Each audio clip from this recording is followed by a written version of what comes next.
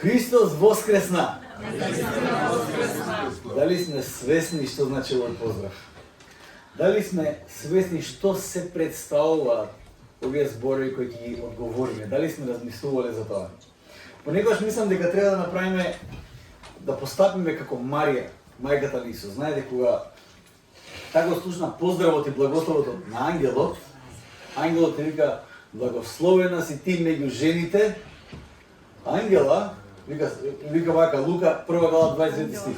А таа штом го виде, се вознемири од зборовите негови и размислуваше што значи тој поздрав.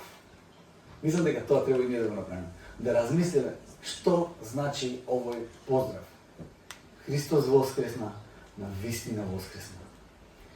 Денес имам предизвик за нас, за сите нас, да застанеме, буквално да застанеме и да размислиме што значи овој поздрав.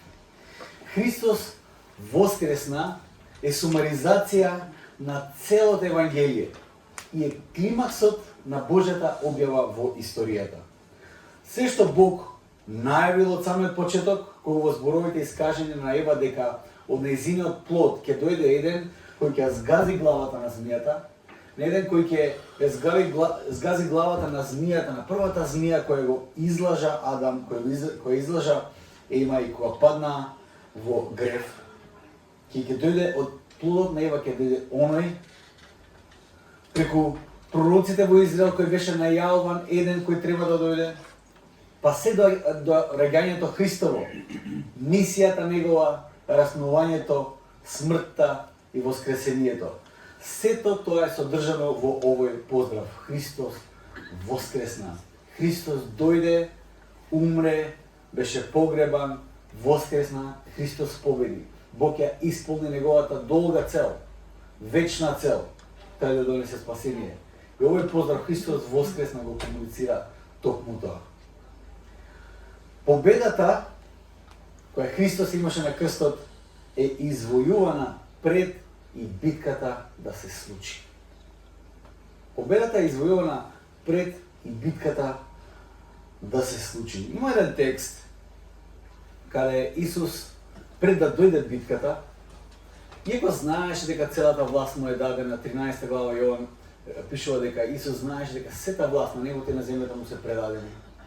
И дека фактички Исус знаеше дека во овој момент, во тој момент, 13 глава, Исус беше свесен дека тој во тој момент е најмокното битие во универзумот. Да го размислиме тоа. Во тој момент кога Исус знаеше дека сета власт на небото и на земјата му се предадени на него во тој момент, тој знаеше дека во таа соба, каде што беше он и 12 апостоли, он не беше само најмокното битие во оваа соба, туку во сите соби, во целиот свет, во целиот универзум, тој беше најмокното битие. И веднаш следната сцена, знаете ли која е? Веднаш кога Исус разбра, кога знаеше, кога свати дека е најмокното битие на цел свет, на целиот универзум, што тој направи? Тој ги изми нозете на своите ученици. Вау!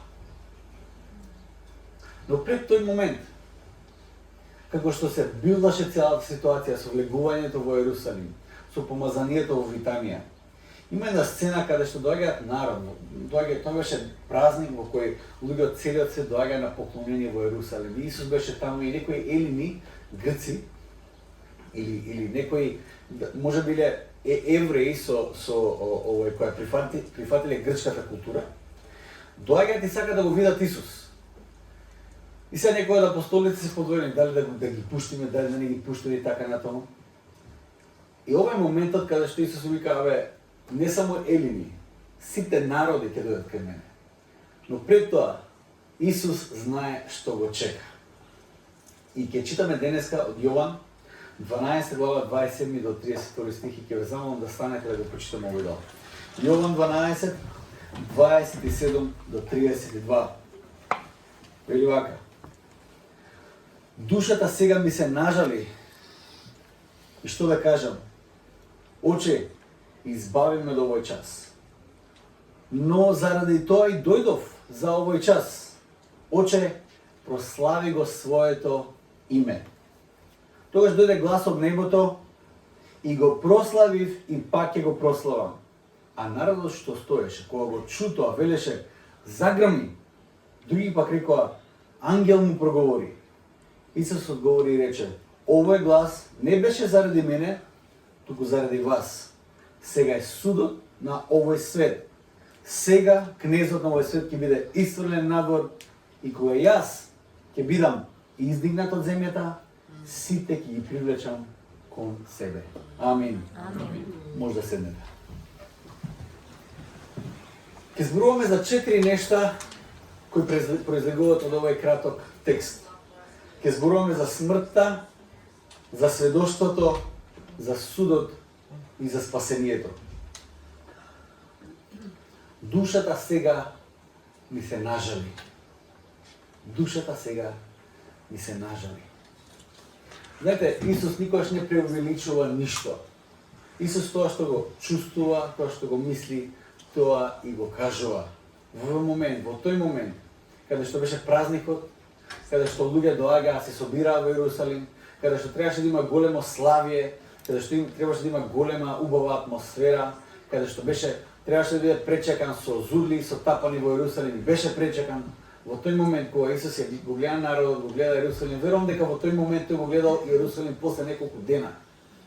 Сега во овој момент Ерусалим славеше и се беше прекрасно, но после неколку дена истиот тој Ерусалим, истиот тој народ кој го пречека со осана да ви дојдат цари и така натаму, истиот тој народ ќе вика распни го. Исус го гледа се тоа и таму вели се нажали мојата душа. Крстот е централната порака на Евангелието. Целокупниот живот на христијанинот се должи на смртта на Исус. Исус толку многу пати најави дека не дојде да му служат, туку целта за неговото доаѓање беше да послужи и да умре за овој свет. Тој го кажа тоа толку јасно на повеќе пати. Толку пати го кажа тоа. Од друга страна, неговата мисија изгледаше толку ветувачки, толку прекрасно, што неговите апостоли не го сваќаат тоа сериозно. Го гледат Исус како важноста му расте, наместо да се запрашат што кажува Исус со овие зборови дека ќе умре. Што значи тоа? Наместо тоа да го постават прашање, ти се расправа кој ќе седи од лево и десно на негова страна, кој ќе седне на престолот. Они тоа го гледаат. Они не гледаат смртта. Они гледа нешто друго. Сега тоа мисија расте, се повеќе народ. Замислете која толпа е тоа. 5000 луѓе да додат по тебе, кај да одиш. Мислам дека тоа е неверојатна сила е таа. 5000 луѓе. Тоест, пишувам мажи плюс жени и деца, кој знае колку биле. Може би 10, може 15, може 20, појма нема. Не знам. Знам дека биле многу. Учениците го гледаат тоа и викаат ова нема шанси да пропадне. Тоа е моментот. Моментумот треба да се фати, да се изразам онака модерно. Моментум кој не смеем да го испуштиме. Ова е моментум. Мора да го изрекламираме на сите социјални медиуми, да не има на сека, да го преплавиме етерот. За кој ќе дојде моментот да се круни со Исус, тоа е тоа. Тие не ја гледа, воопшто не ја ни видува неговата смрт оддалеку.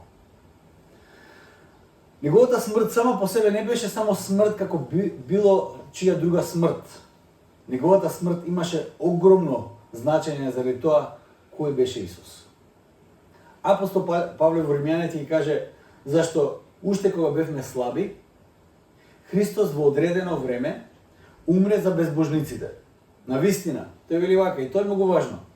Тешко некој да умре за праведник, а за добар можеби некој би се решил да умре. Но Бог ја докажа својата љубов кон нас со тоа што Христос, неговиот син, умре за нас уште додека бевме грешни. Ова го покажува значењето на Христовата смрт. Зошто Христовата смрт е посебна смрт? Имаме ние во нашата историја други луѓе кои умреле за некаква цел. Ги имаме нашите револуционери, ги имаме нашите патриоти. Појма неа.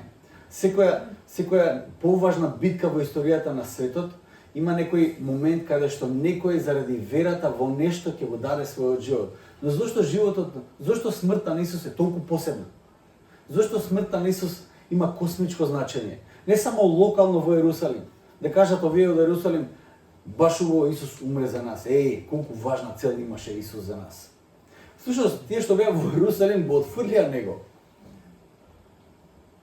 Наместо да биде прифатен од локалците, тие го отфрлија. Така пишува Јован. Но зошто Исус има такво значење неговата смрт? Затоа што мораме да разбереме кој е тој. Тоа е најважната работа. Кој е тој, кој сме ние и зошто Исус тоа го прави. Како што вели апостол Павле во Римјаните, уште додека бевме грешни, Бог го даде својот син за нас. Тоа е смртта. Прашањето не е само што Исус направил, туку кој е тој што умрел и за кого? Праведникот за неправедните. Доаѓаме до сведоштвото. Сведоштвото ми е многу интересно затоа што за тоа кој е Исус сведочи, честопати сведочи небото. И мислам дека посилно сведоштво не постои.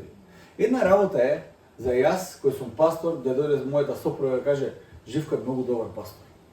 Друг момент е ако заедницата каже Живко е многу добар пастор. Трет момент е кога од небото каже Живко е 100% пастор, нали? Тоа е дека друг момент.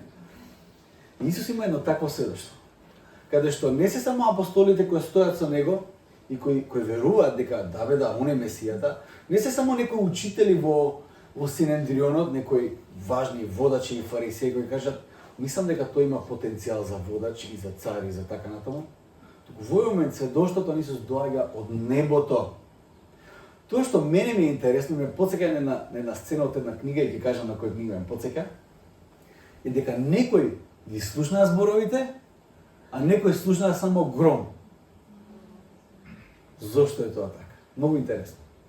Не знам дали сте читале Нарнија книгата, многу интересна книга е таа, од К.С. Луис. Тоа е книга за деца, но реално во воведот на книгата К.С. Луис вика, ја пишал за неговата внука или не знам што му се паѓа. Вика, ја пишал таа книга додека си дете затоа што како дете ќе може да ја разбереш. Вика, доаѓаат години каде што книгата нема ти биде интересна, но подоцна ќе дојдат други години кога ќе бидеш од длабока зрелост, каде што повторно истата книга ќе ти биде интересна и ќе можеш уште многу да ја разбереш. Некако тие средните години кај што мислиме дека сме зрели и паметни, на некој начин отргнуваат од важните приказни, мислам, затоа што некои споредни работи стануваат важни.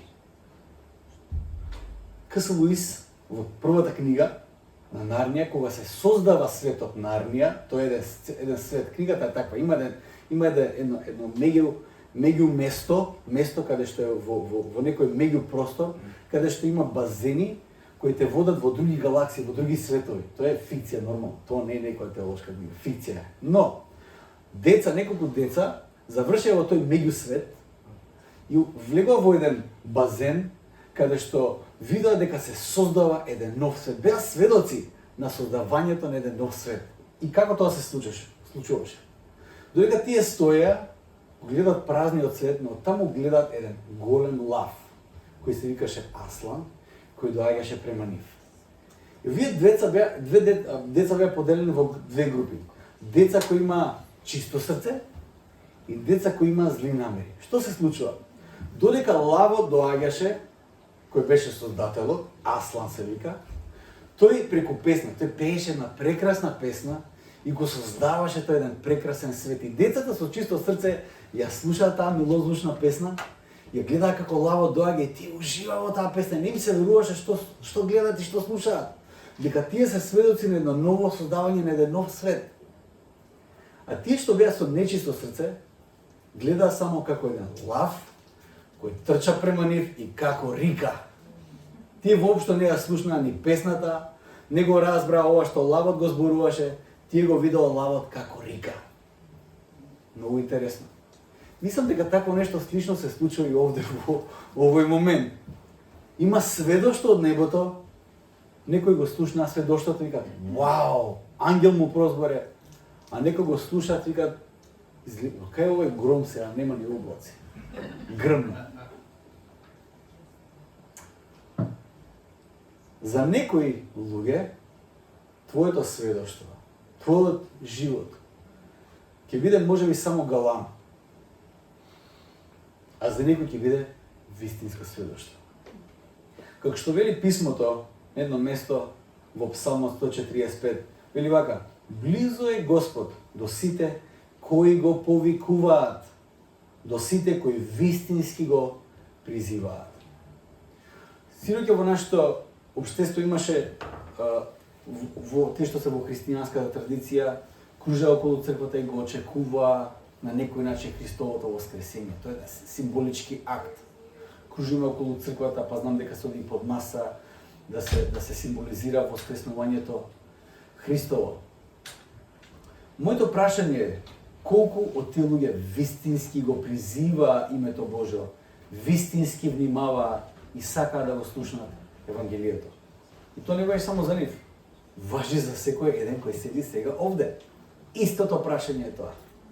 Колку од нас сме тука да го слушнеме вистинското Евангелие и вистински да го призиваме Божјото име?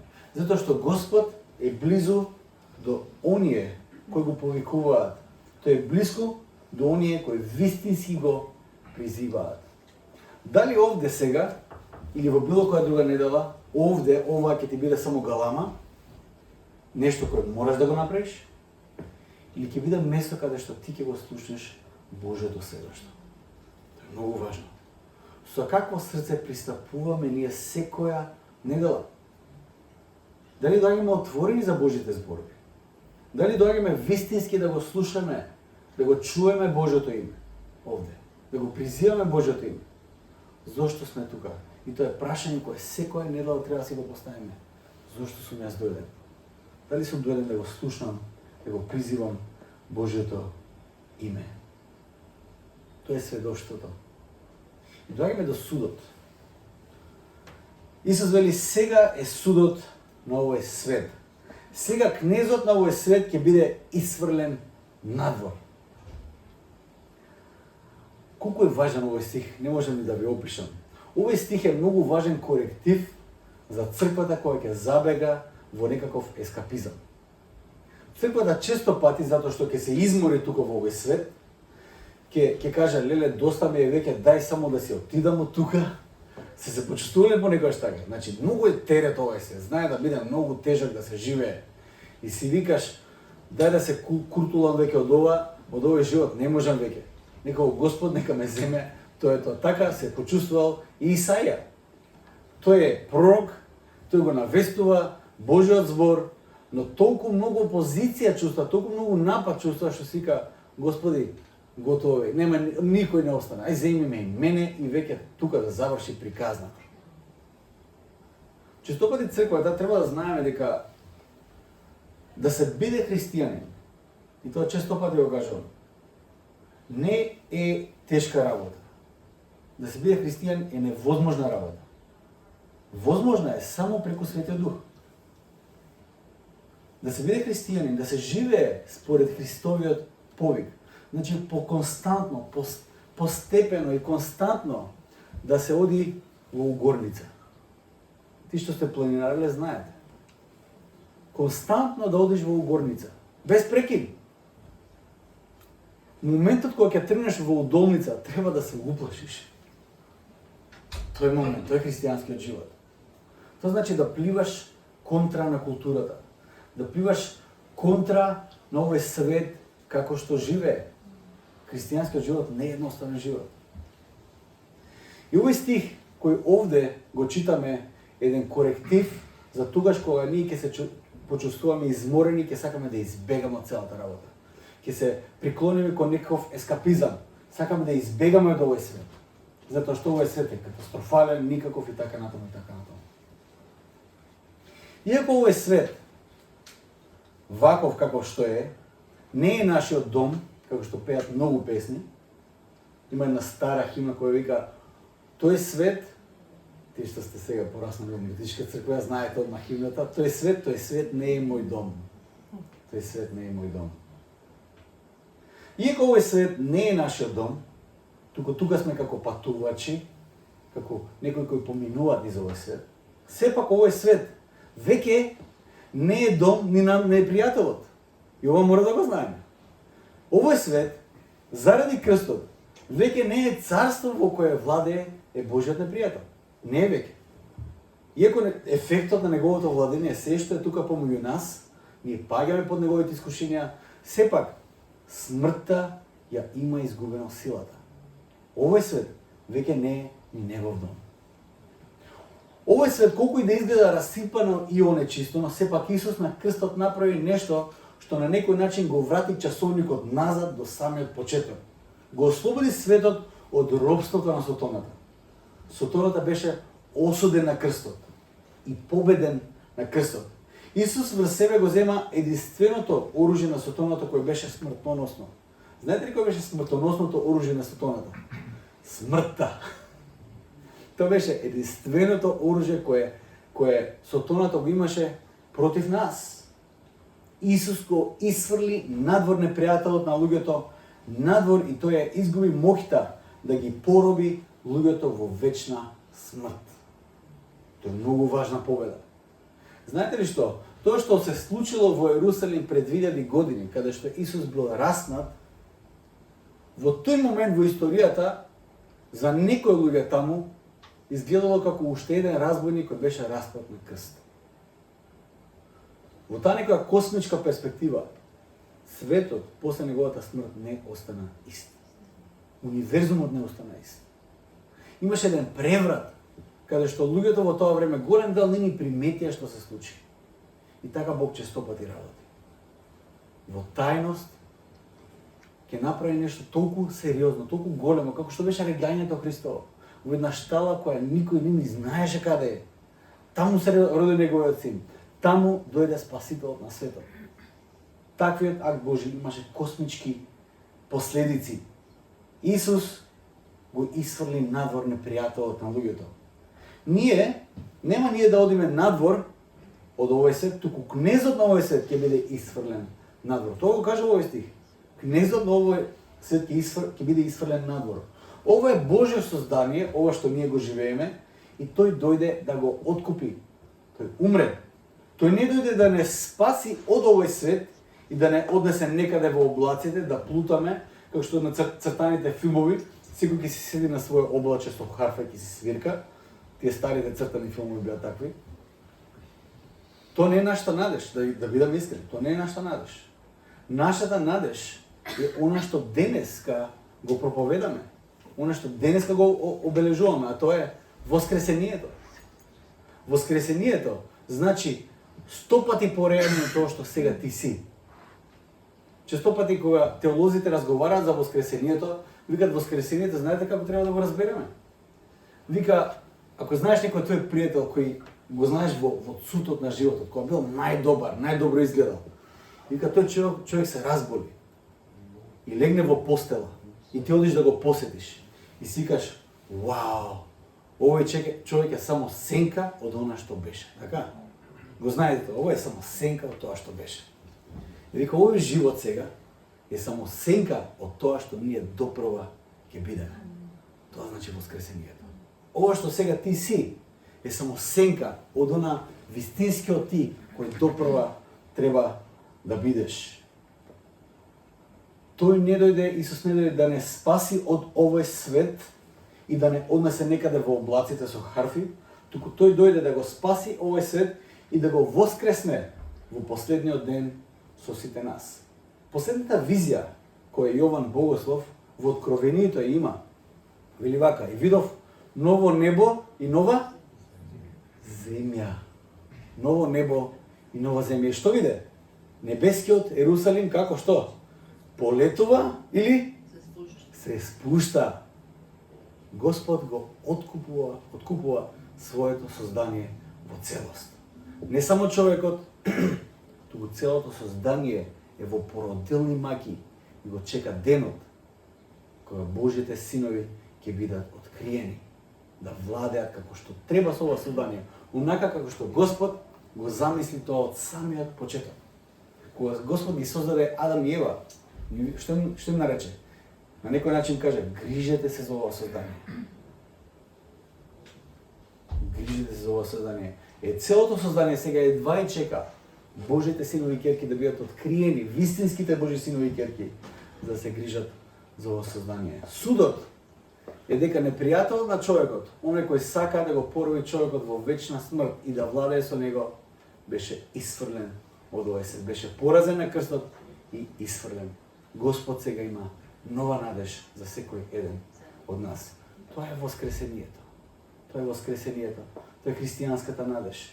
За тоа се молиме, на тоа се надеваме, кон тоа гледаме, таму се вперени нашите очи. Судот. И на крај спасението. Исус вели, ако јас ќе бидам издигнат од земјата, сите ќе ги привлечам кон себе. Исус разврзува многу нешта кои биле врзани во историјата. Додека го читав овој текст и додека се спремав, некако верувам дека Господ онака ми ја стави во мисла Вавилонската кула. Исус вели, јас кога ќе бидам издигнат од земјата, сите ќе ги привлечам кон себе. Вавилонската кула беше замислена да биде идол за човекот, за тоа кој човекот е, што човекот може да направи, идеалот. Вавилонската кула е тоа. Преку таа кула да се прослави човекот и неговото достигнување. Така вели, се собрана сите луѓе викат ајде да направиме кула која ќе го носи нашето име. Да видат сите кои сме ние, што можеме да направиме, да видат нашата слава. Да се издигне човекот над се. Тоа многу ме потсетува на човечките напори во последните 200 години, да бидам искрен. Човекот со западната цивилизација, да кажеме, со сите сили се обидува Бог да го истисне од сите аспекти на животот. Од сите.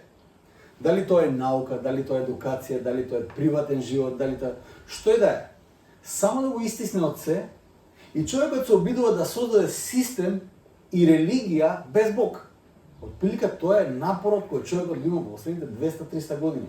Починајќи од самата филозофија, па веќе и во самата теологија. Веќе имаме теологија која што нема врска со Бог. Систем. Отприлика тоа се обидуваме да го направиме. Човекот и човечноста се издигаат над се. Не сме ни свесни колку зборови изборуваме кои немаат врска со библиската наратива, со библискиот поглед на човекот, а ги сметаме како многу валидни. Во секоја лоша ситуација се бара човечност. Сте го слушали, дај бе малце човечност да има, нели? Човечност во таа ситуација. Се прашуваме дали е човечки нешто да се прави. Што е човечки да се прави? Дај да се прашаме. А чека, што е човечки да се прави, например? Интересно е дека имаме некој човечки идеал кој го очекуваме од човечките постапки. Го очекуваме тоа човекот да го прави. Свесно или несвесно го издигнуваме човекот на позиција каде што човекот никош не ни бил. Дали е тоа можеби хуманизмот, дали е тоа некој комунизам, социализам, што и да имаме ние у глава, какво влијание ние да имаме, човекот го издигнуваме на точка во која никош човекот не ни бил. Сите овие прашања јас верувам дека имаат погрешни предпоставки и тоа се докажало многу до сега.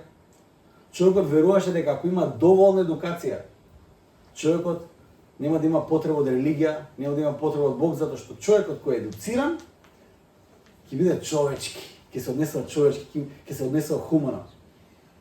Знаете ли кај се роди нацизмот? Во наједуцираната нација во тој свет, во тоа време. Во наједуцираната нација. Сите тие што ги измислија и што беа толку ефективни, беа измислени од најпаметните луѓе на светот. Сите тие концентрациони логори, што е да е. Таму беа измислени најголемите оружја за деструкција на човекот. Повеќе едукација мислиме дека ќе не спаси? А не сум сигурен баш. Што значи да се однесува човечки? Предпоставката која верувам дека ја имаме погрешна за нас, која е проповедана, верувам и од секој Дизни цртан филм кој го гледаме, само послушај го твоето срце, се што сака срцето е добро, од срце кога нешто правиме. Предпоставката е дека срцето на човекот е добро. Јас верувам дека тоа е многу погрешна предпоставка. Не затоа што јас мислам дека тоа е погрешна предпоставка, туку затоа што сум ги видел знаците на таа погрешна претпоставка и најважно се затоа што Исус кажал дека е погрешна претпоставка. Исус вели од срцето на човекот извираат што? Пеперутки, богомари. Од срцето на човекот извираат најлошите нешта. Да не ги набројувам. На човекот не му треба поправка. На човекот му треба ново срце. Новозаветно кажано, нов живот. Токму тоа е што Исус го понуди за секој еден од нас преку своите рани на крстот. Како што вели пророкот Исаја, преку неговите рани,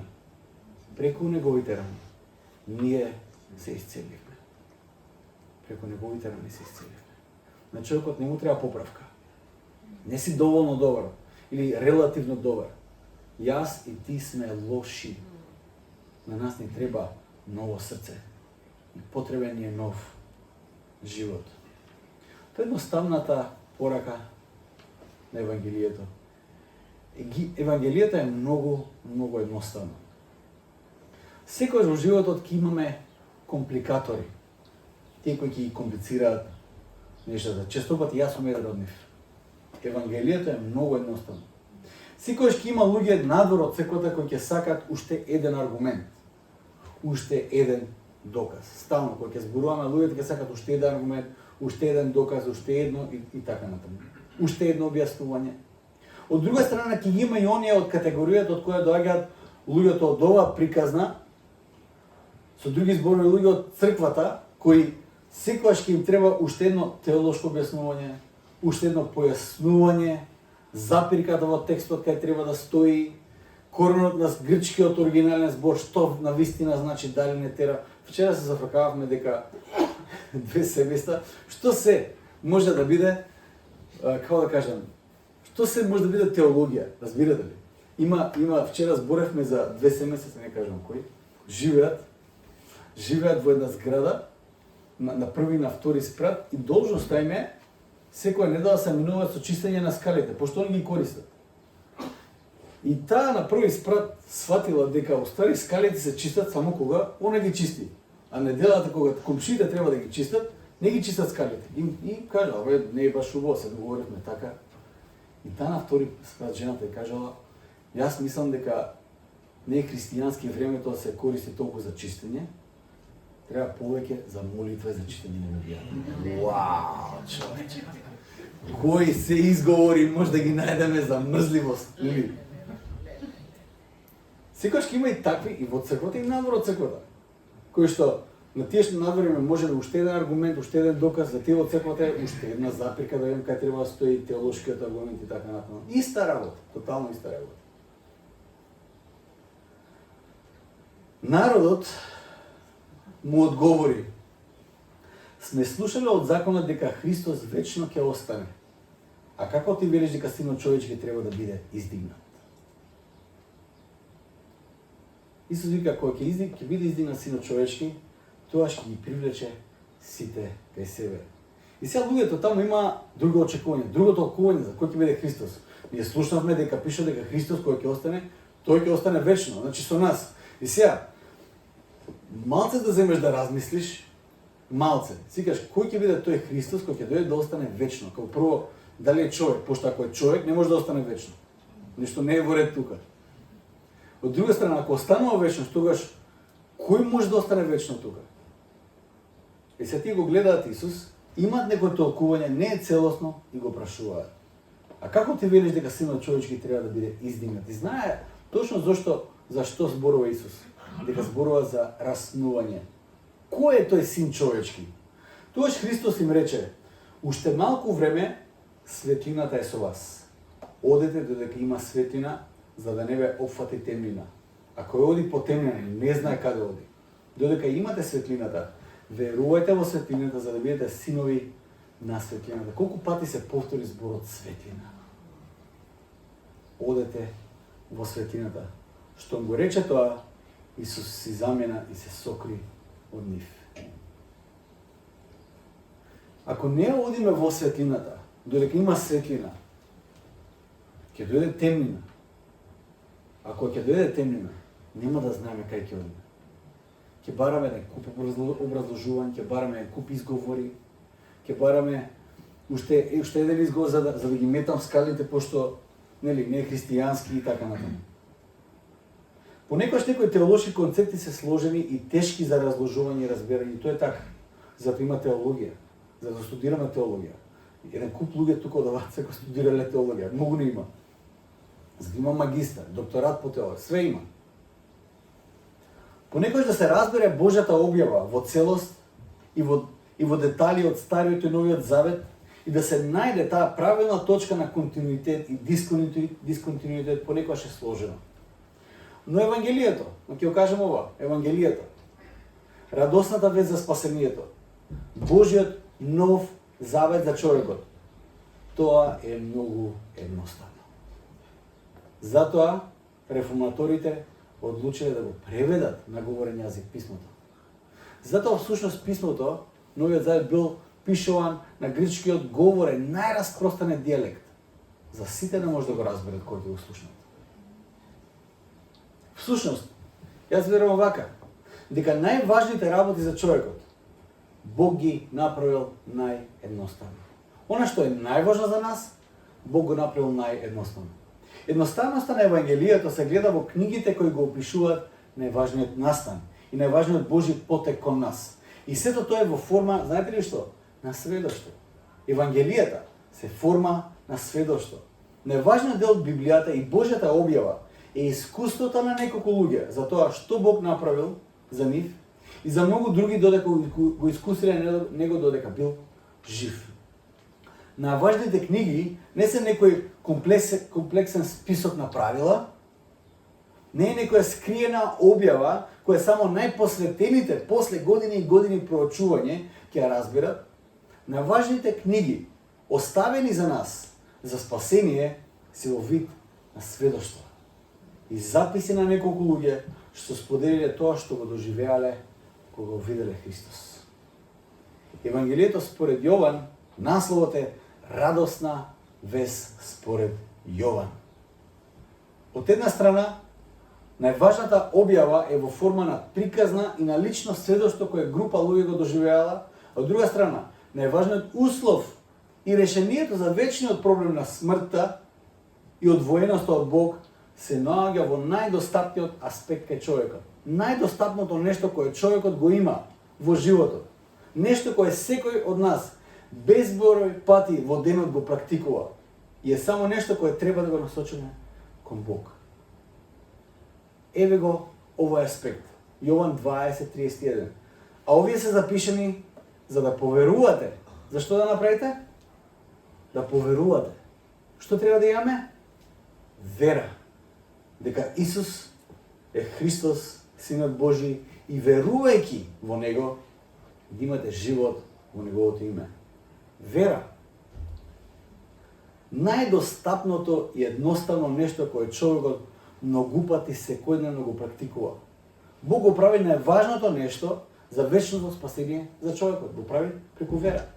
За денес мораше да верувам во бројките на скринот на мојот телефон кога станав од Сабајле, дека имам 100% батерија и дека кога ќе ставам аларм, многу пати, кога ќе ставам во аларм дека во 5 или во 6 кога да станам, дека телефонот ќе ме разбуди. Тоа беше практикување на вера. Јас не сум го направил тој телефон да кажам 100% ќе действа, затоа што знам како функционира. Поема немам како функционира телефонот, ама јас верувам дека кога ќе оставам алармот, ќе го вклучам, тој ќе ме разбуди. Морам да верувам дека Сабајле што кафето го пиев, што жена ми го направи, и дека, замислете, значи прво треба да верувам на жена ми. Ама не само на жена ми. Треба да верувам на еден цел систем во кој се вклучени стотици и стотици луѓе. Почнувајќи од тие што го растат кафето, некаде во Јужна Америка или во Африка. Ти кои го растат кафето, дека тоа кафе го собрале и го продале, па тие што го процесираат кафето, па тие што го пакуваат кафето, па тие што го продаваат кафето и на крајот да верувам на жена ми, дека кога ќе стави од тоа кафе, дека јас кога ќе го испијам тоа кафе, без да го испитам хемиски дали е исправно, јас кога ќе се напијам, ќе биде прекрасно. И ствари не само ќе биде здраво, ќе биде прекрасно за уживање. Тоа е акт на вера, страшен акт на вера. Еден од основните акти на вера, јас го кажувам, е во столчето кој седите. Никој од вас не го провери. Иако во последно време гледам ова се кладеше малку, требаше да го проверам. Ама сите само седнавте на столчето. Тоа е акт на вера. Мораше да верувам дека до сега е 11:46. До сега јас 100 пати ја практикував мојата вера во еден куп работи околу мене. Тоа што морам да го разберам дека Господ не бара нешто ненормално од мене, нешто што јас не можам да го дадам. Тој бара од мене истата вера, да ја положам во Него и да верувам дека ако ја положам мојата доверба во Неговиот Син Исус, кој Тој го пратил, кој умрел за мене и кој воскреснал на третиот ден, дека тоа е доволно да го реши мојот најголем проблем и да ме одведе при Него од другата страна на смртта. Вера, да веруваме во Него денес. Тоа Господ го бара од секој еден од нас. Најважната работа, Бог ја направил наједноставно за секој еден од нас да може да пристапи со вера во Него и тоа да биде доволно. Исус по тоа прашање е уникатен во овој свет. И од верските водачи на било која друга светска религија, како изгледа радосната вест за Исус во кратки црти? Следбениците на сите други религии се фокусираат на животот на нивниот водач. Што направил и што кажа за време на животот? Христијаните се фокусираат на смртта на Исус. Исус недвосмислено зборуваше за својата смрт. Тој кажуваше дека неговата смрт е часот и целта заради која тој дошол во овој свет. Дури последната вечер, која тој има со апостолите и нешто кое ние сега, денес повторно ќе го имаме, причест. Тој кажуваше и ја навестуваше својата смрт. Беше во знакот на неговата смрт. И им остави аманет, каков помен треба да имаат за неговата смрт секојаш кога ќе се собере црквата. Им кажа што треба да прават. Лебот кој беше прекршен, виното кое беше истурено, треба да значат, да го означуваат неговата смрт. Лебот не го представува неговото тело кој беше додека живееше. Тук го представува неговото тело кој беше прекршено на крстот. Виното не ја представува крвта која течеше низ неговите вени за време на неговиот живот. Туку виното ја представува неговата крв која беше пролеана на крстот. Зарем не кажа која зема чашата, ова е мојата крв. Крвта на новиот завет со Бог во која простувањето на гревовите е овозможено. Се е во знакот на неговата смрт. Тоа е неверојатна изјава, која ни кажа дека преку пролевањето на неговата крв, Бог изготвува еден нов завет, преку кој простувањето на гревовите станува достапно. И така Исус не гледаше на својата смрт како предвремен, трагичен крај на месијанската мисија, која иначе изгледаше многу ветувачки за него, туку тоа беше намерен климакс, намерен акт, кој всушност тој го постигнал и самата цел заради која тој дошол на овој свет. Всушност, новозаветните писатели го нагласуваат тоа низ целиот Нов Завет, дека казната за гревот е смрт и дека Исус ја платил таа казна во целост, понесувајќи ја нашата вина во Него, кој беше невин, кој беше праведен. Тој ги понесе нашите гревови во неговото тело кое беше раснато на крстот. Павле ќе каже дека тој ќе стане грев наместо нас, за ние да можеме да бидеме откупени. А Јован ќе напише дека во тоа се состои љубовта. Не дека ние го возлюбивме Бога прв, туку тој прв не возлюби нас и го испрати својот син како откупителна жртва за нашите гревови. И еве го Евангелието. Бог создателот и одржувачот на целиот овој универзум ме возлюби мене лично. Го живееше понизниот живот кој ние требаше да го живееме. Страдаше со страданието со кој ние требаше да страдаме. Ја прими казната за која ние бевме осудени, ја претрпе смртта со која ние требаше да умреме. Тоа може да го отфрлите ако сакате, Ако тоа е вистината, тоа е најголемата љубов која е искажена во целата историја на човештвото. И за крај, Христовото воскресение. Што веруваат првите сведоци? Оние кои ни го предале Евангелието на нас да го имаме денес. Не се однесува на тоа дека Христовото учење ја преживува Христовата смрт, не е тоа дека Христовото учење е толку добро што иако тој умрел, неговото учење продолжило да живее, како Конфуција или кој да е друг во историјата. Како што, да кажем, македонската револуционерна борба ја преживеала смртта на Гоце Делчев. Идејата за своја самостојна држава. Не во тој стил. Исто така не се однесува на тоа дека Исус бил вратен во живот, како што денес со помош на модерната медицина успеавме да вратиме некого во живот. На ист начин како што Лазар бил вратен во живот, ама пак требало да умре. Лазар умрел 2 пати. Не знам дали Исус му направил услуга. Не баш убава работа тоа. Тоа не се однесува на Исус. Тој не се вратил во претходниот живот, туку преминал во новиот живот, во кој продолжил да живее, во кој имал нови муки, различни од природните муки. После воскресението Исус има нов и различен живот, со животни способности за кои ние само можеме да сонуваме. Во петокот споделив дека имавме неуспешен обид да го гледаме филмот Исус, оној што е на Мел Гибсон, што има многу ужасни сцени. И успеавме 1/4 од филмот да го, можеме не и толку, не знам колку. Сега видовме 1/4 и завршивме истроматизирани. И како лек за тоа на крај, Фани ме замоли да пуштам последната сцена од филмот. Крајната сцена. Сцената на воскресението. Која беше многу откупителна, морам да признам. После сето она што го видовме. Го видовме Исус како вдишува тој нов живот. На победа. И како продолжува во тој нов живот понатаму. Христовата појава после смртта и неговото дружење со учениците за коите има огромно сведоштво. Во еден момент апостол Павле ќе каже дека имаше над 500 луѓе кои беа сведоци кои го виделе Исус после неговата смрт. Во некој случај посебно, а во некој случај заедно таквото сведоштво. А не некој ново езотерично знаење било пресудно и станува основата на радосната вест. Исус и денес е жив, тој воскресна. Христос воскресна. Амин.